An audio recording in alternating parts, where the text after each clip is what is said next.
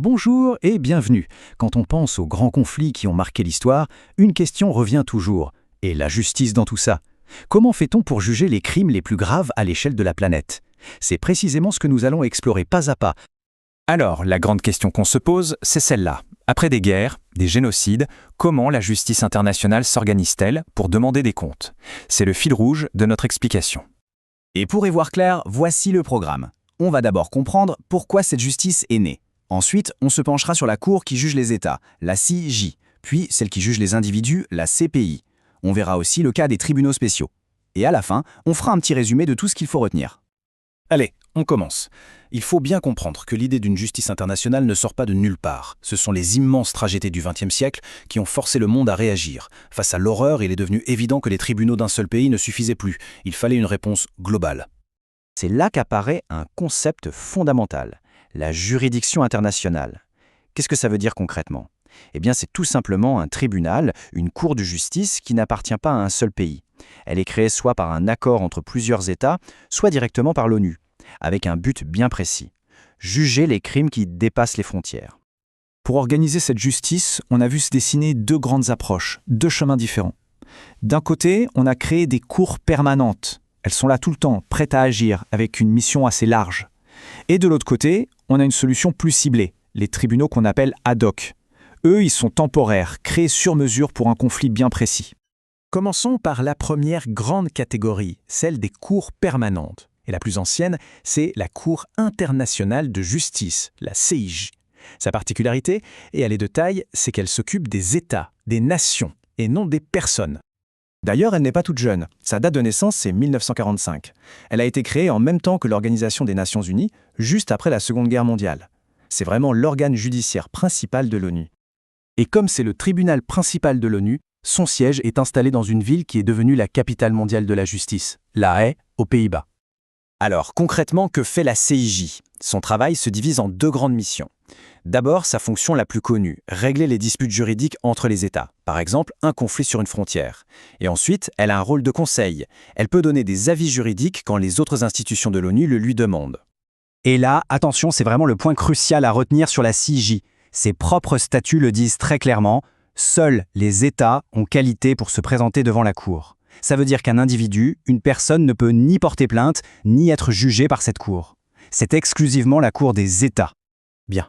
Maintenant qu'on a vu la Cour des États, passons à l'autre grande cour permanente, qui, elle, a une philosophie complètement différente.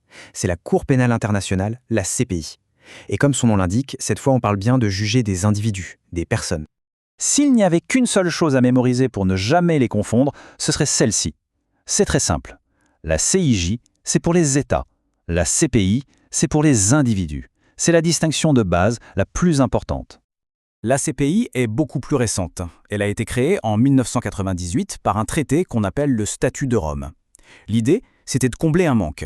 Avant elle, il n'y avait aucun tribunal international permanent pour juger les personnes suspectées d'avoir commis les pires crimes imaginables. Et justement, sa compétence est limitée à ces crimes-là, les plus graves de tous. Il y en a 4, le génocide, c'est-à-dire la volonté de détruire tout un groupe de personnes, les crimes contre l'humanité, comme le meurtre ou la torture à grande échelle, les crimes de guerre, et enfin, le crime d'agression, qui consiste à déclencher une guerre illégale. Un autre point très important, la CPI n'est pas là pour remplacer les tribunaux de chaque pays. Non, elle intervient seulement en dernier recours. C'est ce qu'on appelle le principe de complémentarité. En clair, elle n'agit que si la justice d'un pays ne veut pas ou ne peut pas s'occuper elle-même de l'affaire. Parfait. On a vu les deux cours permanentes, mais ce ne sont pas les seules.